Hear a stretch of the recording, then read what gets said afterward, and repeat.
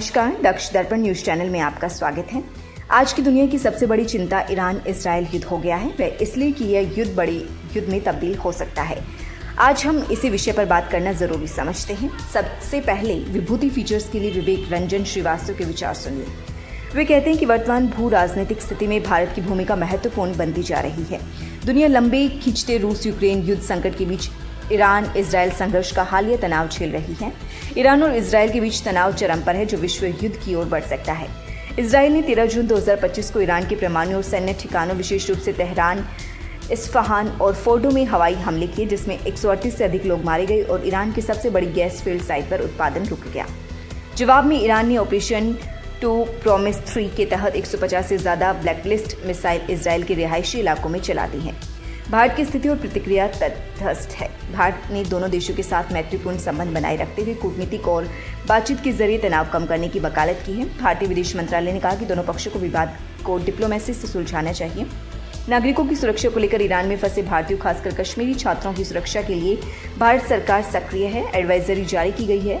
जम्मू कश्मीर के मुख्यमंत्री उमर अब्दुल्ला ने विदेश मंत्री एस जयशंकर से इस मुद्दे पर हस्तक्षेप की मांग की। तेहरान में 3 भारतीयों के लापता होने की खबर है और भारतीय दूतावास उनकी लाश में जुटा है। भारत ने अपने नागरिकों को ईरान और इजराइल की गैर जरूरी यात्रा से बचने और स्थानीय दूतावासों के संपर्क में रहने की सलाह दी है।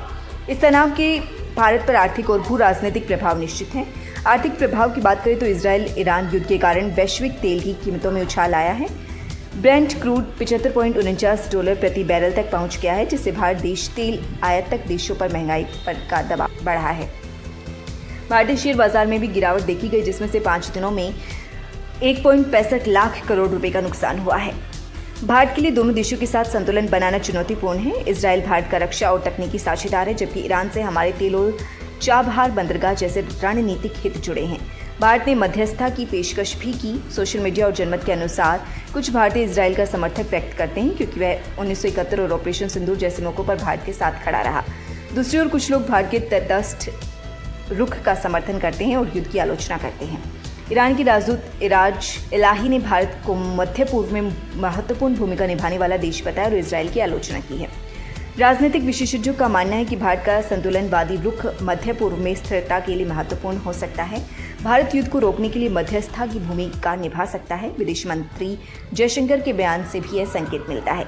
यदि युद्ध बढ़ता है तो हॉर्मुज जलडमरू मध्य के बंद होने का खतरा है, जो वैश्विक तेल आपूर्ति और भारत की ऊर्जा सुरक्षा को प्रभावित करेगा। भारत ईरान और इजराइल के बीच तनाव में तटस्थ और कूटनीतिक रुख अपनाए हुए हैं। अपने नागरिकों की सुरक्षा और आर्थिक हितों को प्राथमिकता दे रहा है। यह भारत की दूरगामी नीति है। दोनों देशों के साथ भारत के मजबूत संबंध इसे मध्यस्थता की स्थिति में रखते हैं, लेकिन युद्ध का विस्तार भारत के लिए आर्थिक और रणनीतिक चुनौतियां बढ़ा सकता है। जो भी है, दुनिया की व्यापक हित में हर कीमत पर युद्ध रोकना चाहिए। परमाणु शक्ति ऐसी ताकत बनती जा रही है जिस पर छोटे बड़े हर देश बेहिसाब खर्च तथा संसाधनों एवं टेक्नोलॉजी की चोरी कैसे अनैतिक कार्य करने से भी पीछे नहीं हट रहे हैं। यदि विश्व में जितना खर्चा सेनाओं पर हो रहा है, उसका आधा भी सद्भावना से नागरिक विकास पर होने लगे तो दुनिया का विकास अलग स्तर पर हो सकता है। अंतरिक्ष की तरह ही परमाणु शक्ति को भी मानव मात्र की संपदा घोषित करने हेतु यूएनओ को कदम उठाने चाहिए। पर खेद है कि यूएनओ मानव मात्र के नैसर्गिक वैश्विक विस्तार विश्व सरकार जैसे मूल भाव पर काम नहीं कर रहा है। प्रत्येक देश ग्लोबलाइजेशन की आवश्यकता के विपरीत संकुचित कट्टरपंथी दृष्टिकोण से प्रेरित है। अमेरिका की नई नीतियां दुखदायी हैं। इस समय में भारत की वैश्विक सोच को बढ़ावा देने की आवश्यकता है। एक और विशेषज्ञ लिखते हैं कि जिस दिन यह तस्वीर आई थी, उसी दिन समझ गया था कि ईरान का टाइम आ गया। अगर सीरिया में असद की सत्ता बनी रहती तो इजराइल की हिम्मत नहीं होती ईरान पर हमला करने की, लेकिन असद के पतन के प्रतिरोध की उस धुरी को कमजोर कर दिया जिससे एक हद तक मध्य एशिया में शक्ति संतुलन बना हुआ था। ऊपरी तौर पर भले ही यह लड़ाई इजराइल बनाम ईरान की दिख रही है, लेकिन अंदर से सारी सुन्नी स्टेट इजराइल का साथ दे रहे हैं। सभी चाहते कि ईरान की मुल्ला रिजिम का अंत हो। इस घटना को बहुत लोग इस्लाम के अंदरूनी संघर्ष के तौर पर भी देखते हैं। याद कीजिए, हमास के इस्माइल हानिया को इजराइल ने तेहरान में IRGC के सेफ हाउस में घुसकर कैसे मारा था। जिस कमरे में इस्माइल हानिया सोता था, उसको मोसाद ने ब्लास्ट में उड़ा दिया। बगल वाले कमरे का प्लास्टर तक नहीं उखड़ा। इसके बाद इजराइल ने हिजबुल्लाह का सफाया किया।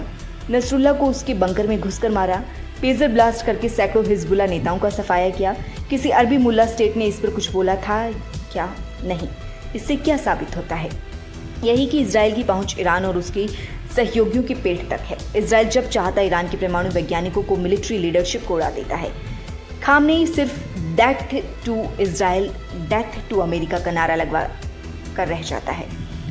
इजराइल अमेरिका का असली टारगेट ईरान है। 7 अक्टूबर का हमला करके हमास ने इजराइल को वो मौका दे दिया जिससे मध्य एशिया का भूगोल इतिहास सब बदल गया।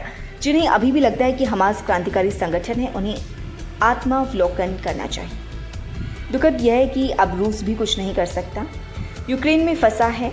चीन की औकात अरुणाचल प्रदेश में जगहों का नाम बदलने और पाकिस्तान को घटिया एयर डिफेंस सिस्टम बेचने से आगे की नहीं है।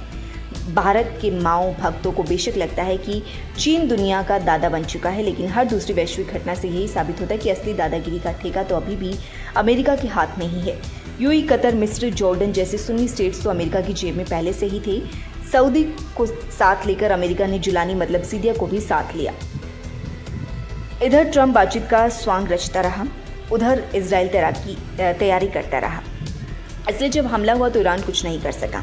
आज उन लोगों की भावुकता पर दया आ रही है जो पहले ग्रेटा थनबर्ग और अब ईरान के नाम पर मध्य एशिया की सुन्नी स्टेट्स को लानतें भेज रहे हैं। उनका दर्द यह है कि अरब के देश एक होकर अमेरिकी साम्राज्यवाद के खिलाफ लड़ क्यों नहीं रहे। अरब देशों को अमेरिका के खिलाफ क्यों लड़ना चाहिए? सारे देश इस्लामिक हैं, इसलिए ऐसा नहीं होता। अगर अमेरिकी साम्राज्यवाद के पिछुओं की लिस्ट बनाई जाए तो उसमें अरबी मूल्यों का नाम टॉप पर आएगा। अमेरिकी साम्राज्यवाद के खिलाफ कोई भी संघर्ष, चाहे वो